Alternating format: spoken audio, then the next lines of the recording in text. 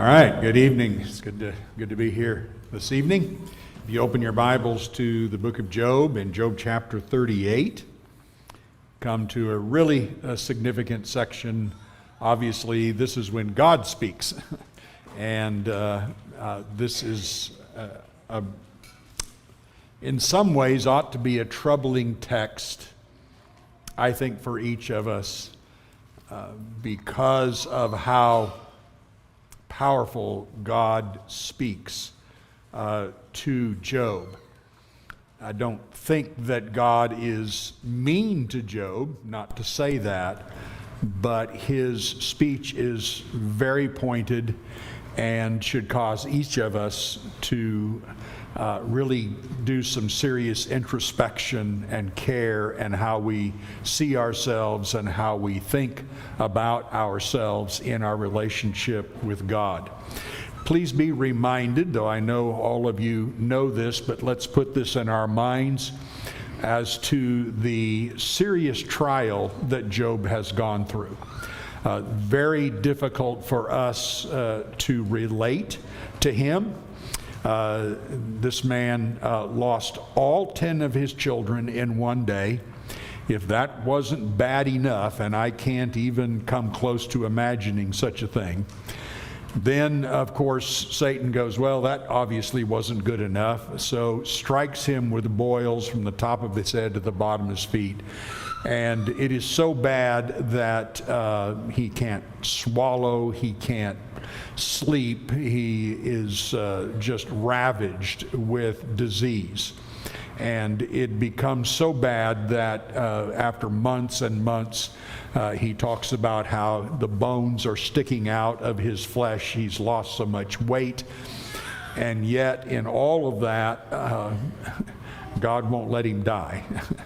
As much as he would like to, as much as he would love to escape this, God will not let him die. And then you have these wonderful friends that show up who aren't friends.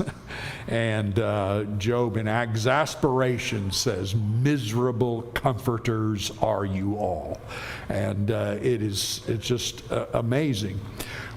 As we studied the text, and I think you were probably on board just as I was, to give Job as much grace as possible. And we read his words and we said, well, Job, that's probably not quite right, but we really understand where you're coming from. And we struggle to build him up a little bit, to try to help him through this. And yet it's just a real tough thing. So when God speaks here, and there's two sections to this. We'll have time for one section this evening, and then the final section, Lord willing, in a couple of weeks.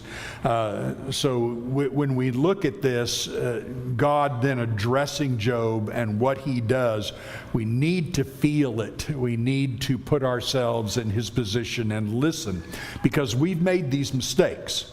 So we've said things, we've asked questions about God's government and God's way of handling things, and we've been confused. And so it's critical that we listen carefully to how God speaks to Job. Let me give you a little introduction here. It is shocking in a way. If you've never read Job, you would be going along and you see Job screaming out that if I could just talk to him, everything would be fine. And yet, does Job think that God's going to talk to him? No. That is beyond what he thinks is going to happen. He's asked for months that God will talk to him, and all he hears is crickets. There is nothing, and he just gives up any hope of that, but it doesn't stop him from screaming out, I need to have a conversation with you. So let's remind ourselves of two passages here. First, chapter 23. Chapter 23, verse 3 through 7. Listen to Job's words. These are very strong words. 23, verse 3, Job says, "Oh, that I knew where I might find him, that I might come even to his seat. I would lay my case before him and fill my mouth with arguments. I would know what he would answer me and understand what he would say to me. Would he contend with me in the greatness of his power? No. He would pay attention to me. Would he, there an upright man would argue with him, and I would be acquitted forever by my judge. As you can see, those are strong, strong words. And then his last gasp in chapter 31 is similar. And these are just his last words. Chapter 31, verse 35. Oh, that I had one to hear me. Here is my signature. Let the Almighty answer me. Oh, that I had the indictment written by my adversary. Why doesn't he just write it down? I'd wear it. I'd wear it around. He says, surely I would carry it on my shoulder. I would bind it on me as a crown. I would give him an account of all my steps. Like a prince, I would approach him. And so you see again, Job absolutely confident that if he had this audience with God, he would win the argument. As I think one person I read many years ago, he just felt like God would just sit back and stroke his long white beard and say, wow, I am so sorry. I don't know what happened, but I really blew it. Let me fix that right away. And this just seems to be the way that looks. All right, a few things to mention here. We need to ask ourselves questions like this. Can you run the world better than God? And yet, how many times have we said why, and we've questioned, oh, certainly not so bluntly and boldly and maybe as Job has in prayer, in his calling out to God, but we have still mumbled and murmured and grumbled about the order of things and how things are going out, and asked the question of why repeatedly. So these are things we need to have in our minds as we listen to this. In verse 2 of chapter 38 now, if you'll notice this, when the Lord answers Job, verse 2, he says, who is this that darkens counsel by words without knowledge? I thought it was interesting to see some of the other translations here. NIV says, obscures my plans by words without knowledge. The NLT, who is this that questions my wisdom with such ignorant words? And here's a summation of it some have given. Who is this who questions my purposes, my counsel, my plans, my wisdom, and my design? So God just starts out and says, who in the world do you think you are? It's pretty well the way that comes out there. So really strong words that God begins with. Obviously, Job had intended to ask God questions. That doesn't happen. God asked Job questions. So in response to all that Job has had, Job is like, I've got everything I'm going to say to him. That never takes place. God is going to speak, and Job is going to listen. I loved a little story that I read of a fairly famous guy as far as biblical things and stuff, Dr. Benjamin Jowett. He was a master of Balliol, how you say that, college in Oxford, that'd be England. And he was asked his opinion of God, and he said, I would think it is a great impertinence were I to express my opinion about God. The only constant anxiety of my life is to know what is God's opinion of me. I thought that was well said. I have no opinion that I need to be expressing about God except glory and praise. I really want to know what's his opinion of me. That's the greater concern. So I thought that was good. So 4 observations, first off, on the significance of this particular speech. First, there's no mediator here. God speaks directly to Job like at Mount Sinai. So you just get the significance of that. When God spoke at Mount Sinai, the 10 Commandments in Exodus chapter 20, do you remember the response of the people? What did the people say? Yeah, please don't do that anymore. Tell God just to talk to you, because that totally freaked us out. Please don't ask him not to talk to us anymore. So this is monumental. We need to really feel the way that would have been. Secondly, God used his covenant name here. He used the name Yahweh, Lord. That hasn't been used since you got back to the first couple of chapters. And when you think of who Yahweh is, you want to think he who is truly present, he who will be. He is the first and the last. He is everything. And so he uses that covenantal name to emphasize that he is God overall and is always God and cares. That is very, very caring covenant name. I will be with you is the idea. Thirdly, God spoke directly just to one man. Yeah, how many times was it God spoke to the nation of Israel, like in giving the Ten Commandments? But there's just a few places God spoke to Elijah. Remember when he escapes to Mount Sinai? There's a few times when God directly speaks to one person. In this case, God speaks directly to this one man, Job. I think that should strike us. You know, Jesus often spoke, of course, to multitudes, but he also took time just for one person, like Zacchaeus. We need to see God as one who cares about us as an individual, just as he cares about all people, and takes this time to speak directly to Job. It's pretty impressive. And then fourthly, God spoke out of a whirlwind. I was in a car in Atlanta back in 2010, I think it was, or something, 2008, and we drove right through through a tornado that was on the freeway, and the car was lifting up, and so it's a real scary feeling, and the windows in the car all got smashed out from rocks falling everywhere, and high-rise glass was going everywhere and stuff. It was a real kick. I turned to the guy who was driving, his name was Russ, and I said, hey, we're lifting up. And he goes, yeah, I know. And he gunned it. Here we go. Let's get out of here. But you're in a whirlwind, and out of this whirlwind, you can just imagine what this is. Lightning, thunder, remind you of Mount Sinai, maybe, and all that's going on there. You see God speaking out of storms and whirlwinds throughout Scripture. He's indicating his great power. And just imagine around here and having one of those big thunderstorms and the thunder hitting so hard right next to your house, the lightning there, and then all of a sudden God speaking. Phew, okay. You got my attention, that's for sure. So these are, I think, unique things that we need to keep in our minds as we look at this. So what do we see when we read this? Do we see God giving Job a sharp rebuke? Or do we see him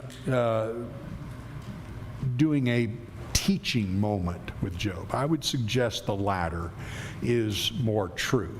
Though God is going to chide him and get him to think, God's concern is to see him to humble himself where he ought to be, and not lift himself up, but he's not trying to berate him. He is still a kind God, but at the same time, he is a God who's very pointed about his message. Okay? So there's a little introductory. Anybody have any, since we use this time for comments at times, anybody have any comments if you've read over this that you might add to anything I said here? Anything? Good. We're all good? All right, so we'll go down through this. There isn't usually a lot of commentary that is needed here, but think about it in terms of, can you answer these questions? So I've outlined this throughout the text. Verses 4 through 7 starts out with God asking him these questions. You'll notice verse 3, he says, dress for action, or my preferred is the literal Hebrew, gird up the loins, gird up your loins. In other words, get yourself ready. You've wanted to have a conversation. Here we go. And this is a real strong, he says, I will question you, and you make it known to me. You ready to make it known to God? Ready to answer these questions God gives? If that doesn't scare you to death, I don't know what would. Who's going to answer these? All right, so first verses 4 through 7, he talks about the founding of the earth. Where were you when I laid the foundation of the earth? Tell me if you have understanding. Who determined its measurements? Surely you know. Or who stretched the line upon it? On what were its bases sunk? Or who laid its cornerstone when the morning stars sang together and all the sons of God shouted for joy? So were you there, Job? Would you want to explain to me how all that took place and how I laid the foundation of the earth, how I put all this together? You want to tell me about that? Goodness, I see what a person builds as a house, and I can't figure out how they do it, so much less the earth. He says, were you there with that? Go ahead and tell me. Tell me all about it, Job. Surely you know. You see him starting with that very, very strong words. And then verse 8 through 11, he talks about his creation and the control and creation of the sea. Verse 8, he says, Who shut in the sea with doors when it burst out from the womb, when I made clouds its garment and thick darkness its swaddling band, and prescribed limits for it, and set bars and doors, and said, Thus far shall you come, and no farther, and here shall your proud waves be stayed. So he starts then with that. He says that when the ocean was produced, like it was born, and it just burst out of the womb, and then it just starts covering the land, and then God says, that's enough. This is where you will stop. Here's where your proud waves will be, and it will not go any further.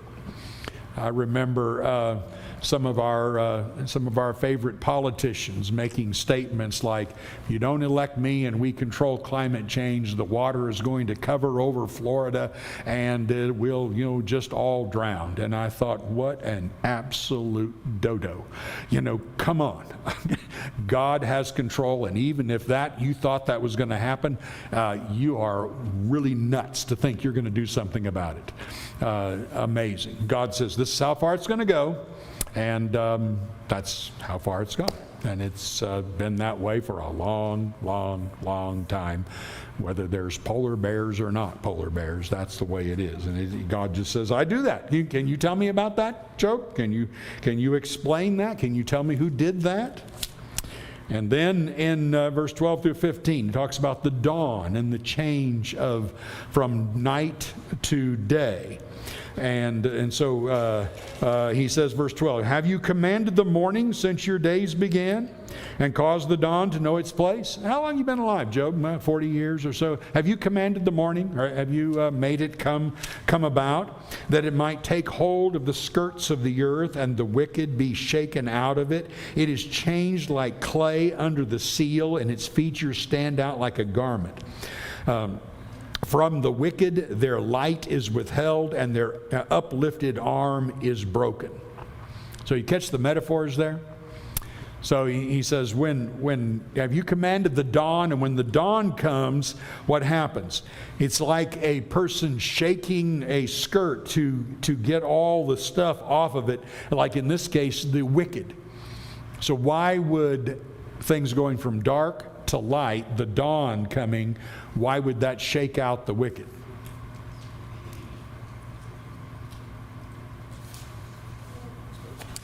They're exposed. Yeah. So all of a sudden, it's like bugs in your house. You turn the light on and they run away. So here's the same kind of thing, and it's changed like clay from under the seal. So it's like you take a seal and put it in clay, and you turn it like this, and it creates, and you see things, and their beauty takes place when the dawn comes. And then the wicked, verse 15, when their light is withheld, their uplifted arm is broken. NIV says the wicked are denied their light, and their upraised arm is broken. So in other words, once the light exposes them, as Jesus said in John chapter 3, once the light exposes them, then they run, and they do not have the power they had when it was dark, and they could sneak around and do things that were wrong. Then verse 16 through 18. Have you entered into the springs of the sea, or walked in the recesses of the deep? Have the gates of death been revealed to you? Have you seen the gates of deep darkness? Have you comprehended the expanse of the earth? Declare if you know all this. So know where he dives in now? Things that we don't see. These are unseen areas, all the way down to the depths of the sea. Have you entered down there? Have you seen the springs of the sea? Of course, we know now that there are freshwater springs way down deep in the ocean, not because anybody has actually gone that deep, but because it can be detected. So all of that. He says, you been there? You seen all that? And Job's hearing this, and it's got to be very troubling to him to listen to this. Then verse 19 down through 21. He says, where is the way of the dwelling of the light, and where is the place of darkness, that you may take it to its territory, that you may discern the paths to its home? You know, for you were born then, and the number of your days is great. See how he chides him? He says, I'm sure you know all about this, where I keep a storehouse for the light and for the darkness, and I just produce it as I want. And he's asking questions we didn't even think about. And even cross our minds as, I don't know. I mean, I know about the sun and how all that works, but God created light before he created the sun. And so he does these things, and he's behind all of that. Verse 22 through 30, his control now of the weather in various ways. Have you entered the storehouses of the snow, or have you seen the storehouses of the hail, which I reserve for the time of trouble, for the day of battle and war? Let's stop right there. How is weather something like storehouses of snow and hail? How is that reserved? How is God using that for a time of trouble or in a day of battle? Do you have an idea on that?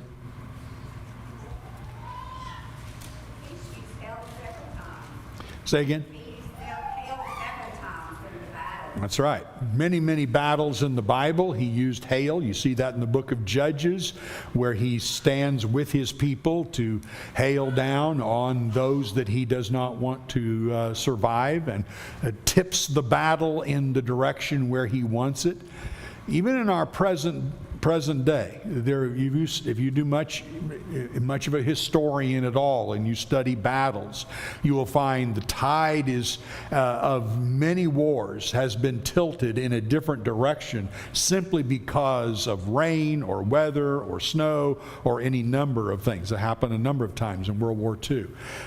So these are times where God is controlling how things are going to go just with this. He says, do you know about that, Joe? Do you know how I use that? Do you have any ideas you'd like to share with me on those things? And going on in verse 24, he says, what is the way to the place where the light is distributed, or where the east wind is scattered upon the earth? Who has cleft a channel for the torrents of rain, and a way for the thunderbolt, to bring rain on the land where no man is, on the desert in which there is no man? I think that's interesting, where he says, can you tell me how I do that, and how I have these channels and make this happen, even in an area where nobody lives? But he says, I do it because I'm caring about my land, and I'm caring about my animals who live where nobody is. And so you see God telling him things that hasn't even crossed his mind. Verse 28, has the rain a father, or who has begotten the drops of dew? From whose womb did the ice come forth, and who has given birth to the frost of heaven? The waters come hard like stone, and the face of the deep is frozen. So he just says, can you figure out how I do all those things? Can you tell me about how it was given birth, or was there a father or a mother that produced the rain? No, obviously. God says, I'm the one who is doing all these things. I'm the one who makes the ocean ice on top, or where water would freeze. What's the interesting thing about frozen water on the surface of an ocean or a lake that God made? It doesn't sink. It's heavier, but it doesn't sink. God uses it obviously with air and the ice and stuff, but if ice sunk to the bottom, what would happen? It would never melt. It would just build up, and you'd just have solid. So here's God making everything work in the way He wants it to work. And then, verse 31 through 33, the design and government of the stars. Can you bind the chains of Pleiades or loose the cords of Orion? Can you lead forth Mazzaroth in their season, or can you guide the bear with its children? Do you know the ordinances of the heavens? Can you establish their rule on earth? Here's God saying, and by the way, just take a look by all those stars and those constellations and all that. Do you know how I do that? How I move it around and I do all these things? Do you have any idea how I bind that together and make it work like that? You know, we all go, well, I don't know, Michael.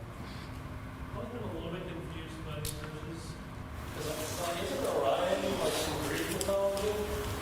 Well, I think some of the constellations are called that. That's the only thing I've read is, yeah, I mean, it may be,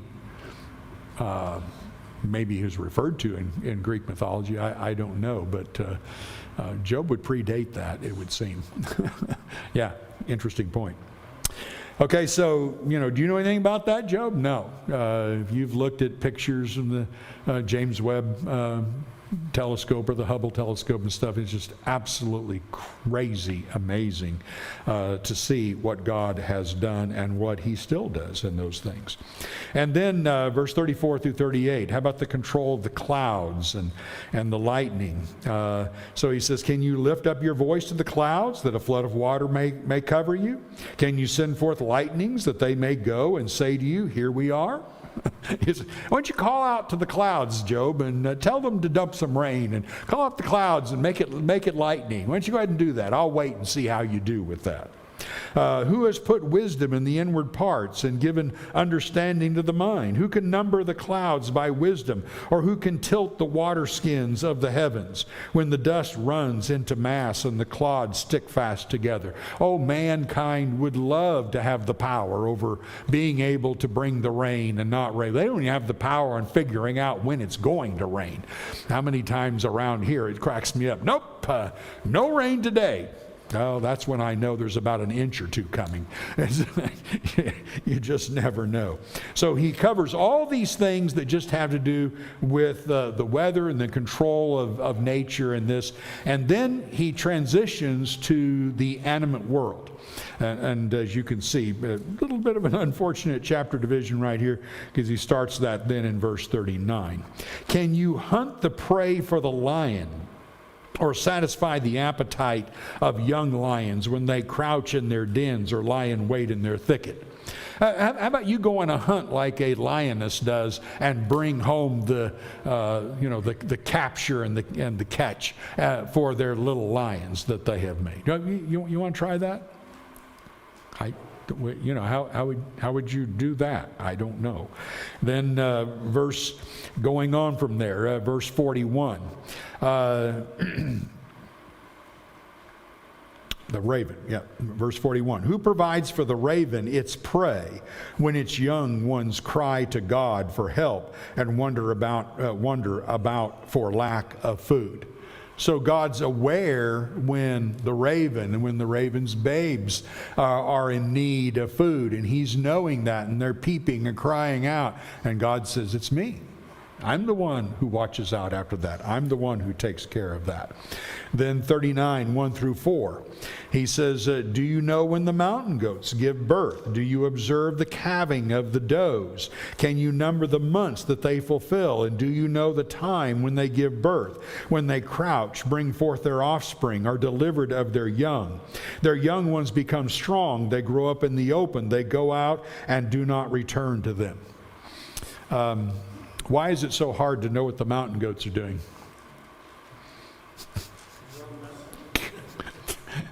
They are so far up on the edge of mountains. If you've ever visited, places like whether Alaska or Rocky Mountains even, and you get somebody will say, way up there, and you get binoculars out and you can barely see these mountain goats up on the edge here, and nobody really can get near them. And God says, yeah, I did all of that. Do you know anything about that, Job? Job's like, wow. He probably is thinking, I didn't know there were mountain goats, how would I even know these things? So totally isolated, and yet the cycle of life continues with them, and it's really hard to imagine how they can walk along those edges so well. Verses 5 through 8. Who has let the wild donkey go free? Who has loosed the bonds of the swift donkey? To whom I have given the arid plain for his home, and the salt land for its dwelling place. He scorns the tumult of the city. He hears not the shouts of the driver. He ranges the mountains as his pasture, and he searches after every green thing. What's unique about a wild donkey? He's a loner. The only time he's interested in anybody else around him is when it's time to breed. And other than that, he's a loner, and he seeks out and he does his own thing. I remember visiting Lion Country Safari in Southern California, and on a little tour, and the guide goes, well, over here's the wild donkeys. And, you'll notice they're all by themselves because we don't dare put them with any other animals because they are a pain in the neck. They are loners, and they don't want to be around anybody, and so they just leave me alone. I have run into a wild donkey out in the deserts of California a couple of times, and you stay away. Verse 9, 12 through 12. Now the wild ox. Is the wild ox willing to serve you? Will he spend the night at your manger? Can you bind him in the furrow with ropes, or will he harrow the valleys after you? Will you depend on him because his strength is great, and will you leave to him your labor? Do you have faith in him that he will return your grain and gather it to your threshing floor? So, of course, oxen were often used as animals in agriculture, but this is the wild ox. This is a whole different animal. And he says, so how about you tame that guy? How about you have him plow your fields? How about you take hold of him and tame him? Well, that's just going to be impossible. And so here again, God, see what God's doing in this? He's not just asking Job questions that he can't answer. He's also showing his creative process. Look how I created this animal compared to this animal, compared to this animal. Look at all the variations that I did. That's the first thing we should think of when you go down to the zoo, or when you go and see all these different animals, maybe watch it on a movie on a channel or a documentary where you're seeing all these things. That's what's amazing about it, is to see how many things God has made and the variety of his creation.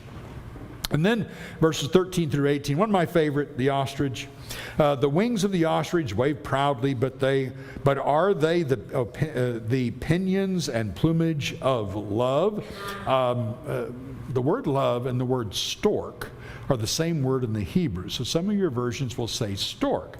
I think ESV maybe messes up here a bit. It seems more think that it should be translated stork than love. But maybe if it's love, here is a ostrich, and they don't have wings that they can actually fly with. They just flap those things, and when they're trying to attract a female, you can imagine he's like, look at me, and he's got these dumb little wings that he can't lift off the ground. So maybe that's the idea. Or the stork is an opposite to the ostrich.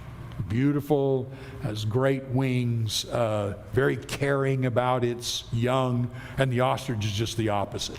So he's maybe showing, I think, the contrast between the ostrich and the stork.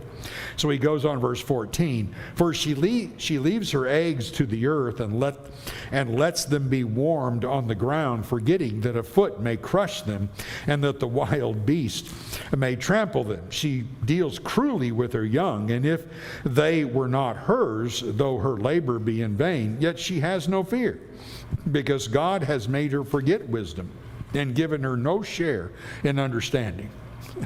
So, when you realize how an ostrich treats its young and how all that happens, it makes you wonder, how'd that thing survive when you realize all the animals that have become extinct because of other reasons, and the ostrich just dumb as a post, as God says, puts its eggs in the ground, just walks off and doesn't care, but continues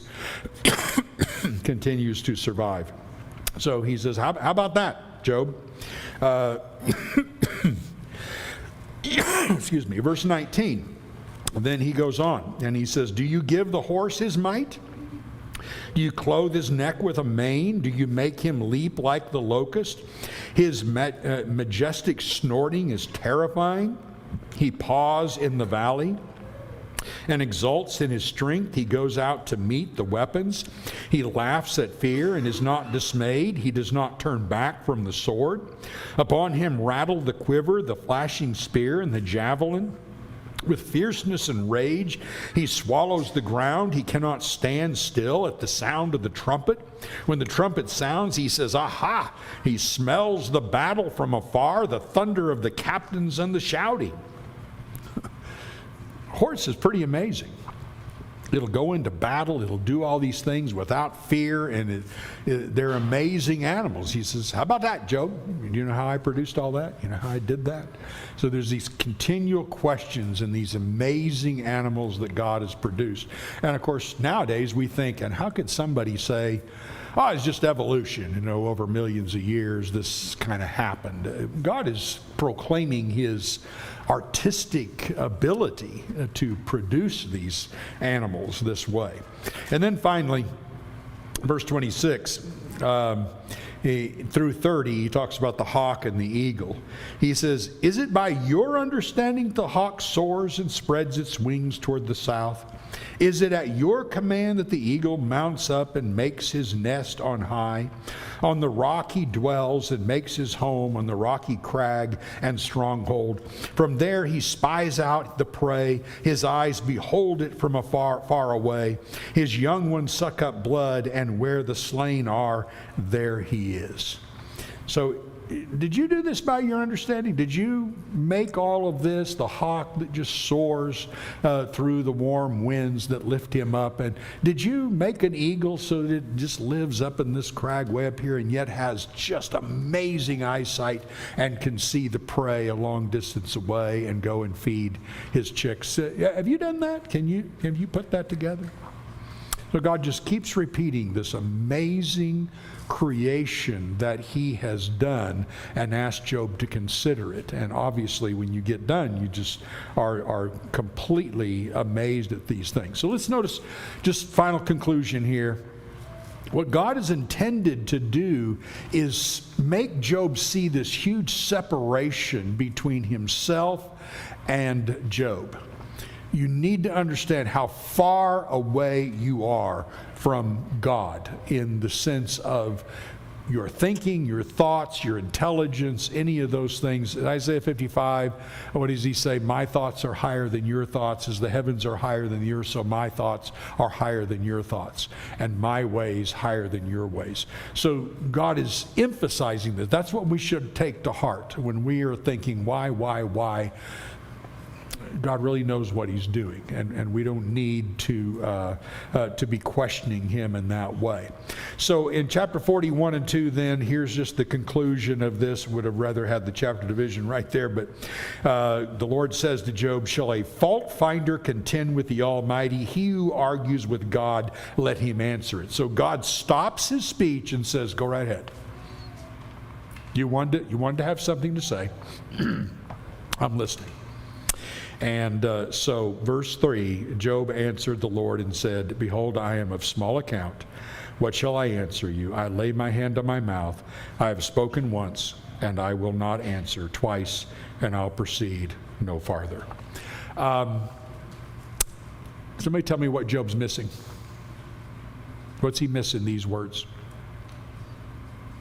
What's missing in what he says? Repentance. Yeah. He says, no, I can't. I should have never spoken all this. But there's no acknowledgement of his sin. Now remember, he was right to say hadn't sinned when he was talking to the friends. But when he spoke to God and spoke about God, that's where he violated. And there's no repentance here. And so God goes, well, then I've got some more to say. And so that introduces then the second part of this. And Job has admitted that he can't answer, but the missing statement is here is repentance. So that sets up the final speech by God, which will lead to the end of the book, and will make some really, I think, great, cool, concluding applications on the book of Job, and hopefully that sticks with us as we continue to live our own lives. Okay, great to be with you tonight. I know that's just basically a reading with us and seeing that, but I hope that when we look at those things, it causes us, when we begin to get frustrated with life around us and the things that are happening, that we stop and think more clearly. That God has this. He's so much higher than us. We're just bugs compared to Him, and we need to be trusting of Him. All right, we're going to sing a song. If we can help you in any way spiritually, please let us know as together we stand and while we sing.